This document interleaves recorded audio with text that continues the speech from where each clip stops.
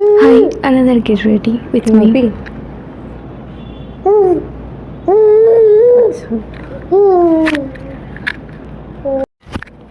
ছেলেকে নিয়ে মেকআপ করলে একটা জিনিস হয়, ও আমার সাথে মেকআপ করবে বা ও আমার জিনিসগুলো নিয়ে খুব টানাটানি করবে।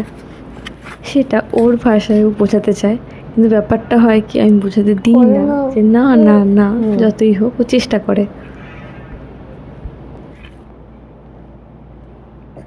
এটা অলমোস্ট বেস কমপ্লিট।